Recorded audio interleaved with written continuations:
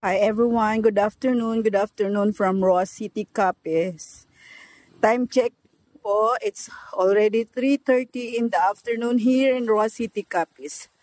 As of the moment, super windy, super windy po. But we thankful. Ano lang, puro hangin lang, walang ulan.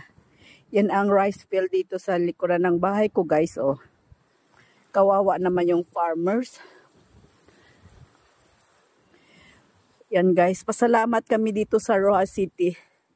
Super windy lang at walang ulan. Bao, pag may ulan siguro, grabe na ang baha dito sa Roa City. Yan guys, oh. Yan ang, sana hindi na umulan.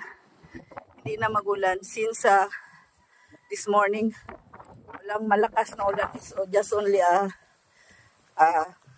like a rain shower, talisik lang.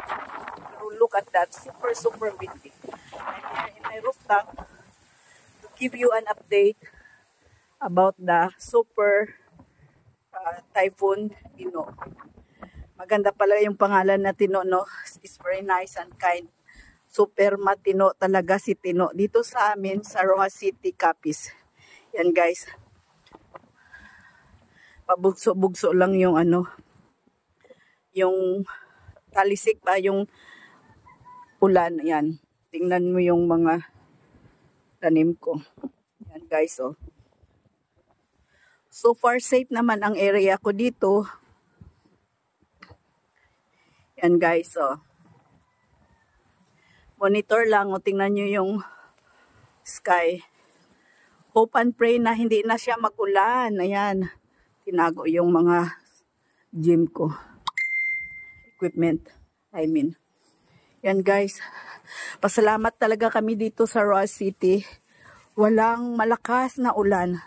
Super windy lang talaga guys. Yan guys, oh.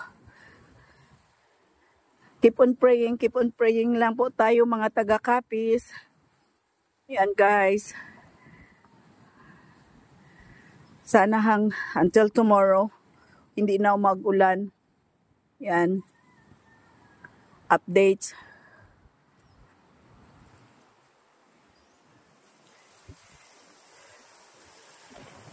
Yan guys, thank you for the prayers.